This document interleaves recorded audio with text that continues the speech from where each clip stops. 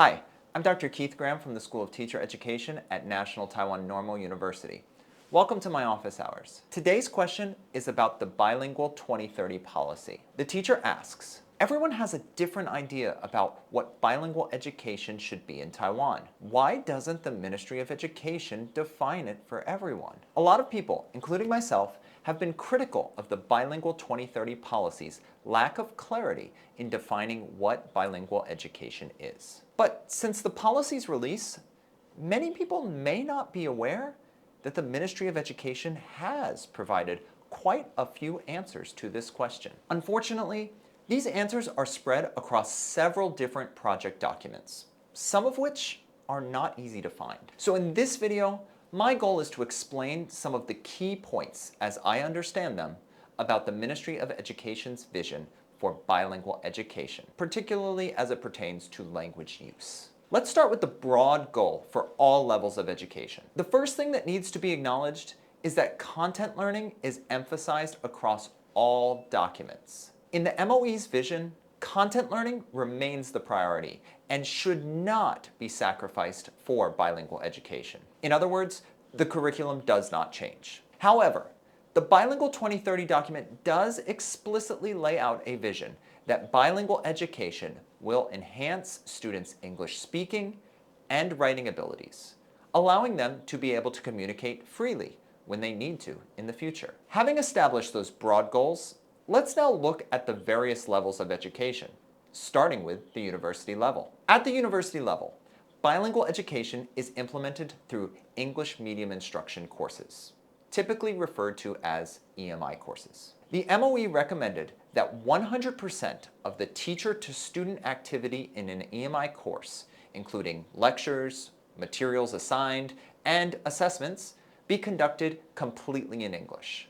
However, they specify that students may interact with each other in other languages to clarify understanding, but they emphasize this should be limited. Two things worth noting about the EMI policy at the university level. First, not all universities have adopted this recommendation, and many have adapted it to their own needs. Second, the degree to which EMI courses are offered varies greatly between universities. There are several classifications of universities and colleges in the policy that set KPIs for EMI course offerings.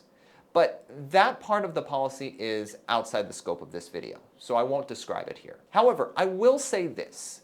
Here at NTNU, we are expecting that 50% of our sophomores in 2030 will be taking 50% of their classes through EMI. So that'll give you an idea of what students are projected to expect in terms of EMI in the future. Let's now move to the high school level. There are two types of high schools under the bilingual education policy: experimental high schools and regular high schools.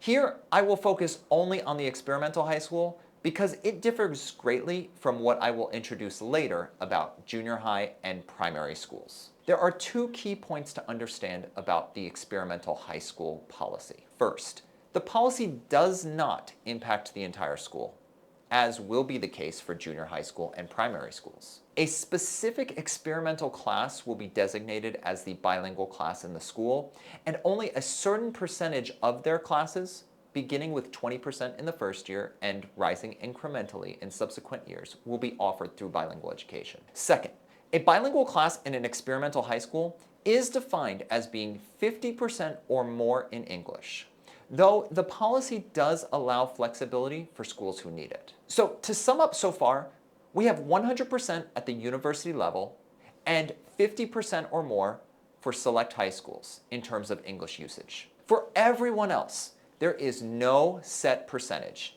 and the MOE recommends English usage based on the ability of the students. The reason for this is because in all other situations, bilingual education is being offered to all students across the school. The MOE emphasizes that schools must understand students' English language abilities and adapt their strategies accordingly. Beyond this, the MOE makes some specific recommendations for how junior high and primary school teachers could consider using English and Mandarin. They suggest that the teaching of content knowledge remain in Mandarin Chinese to ensure understanding, and they recommend using English or Mandarin for directions and extension activities as appropriate for the students in the class. It's also worth noting that in most primary schools, junior high schools, and regular high schools implementing bilingual education, that bilingual education is only being offered in non-tested subjects like physical education,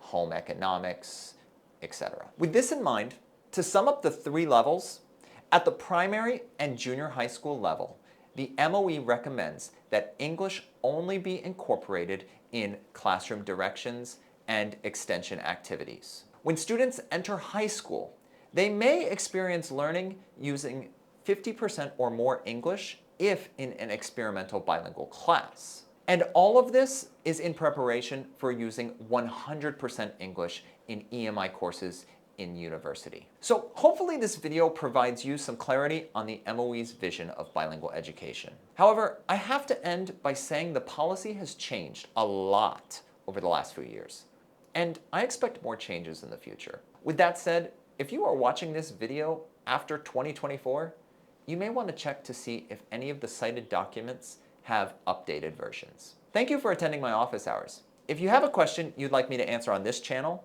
send me an email at kmgraham@ntnu.edu.tw. I'll see you next time.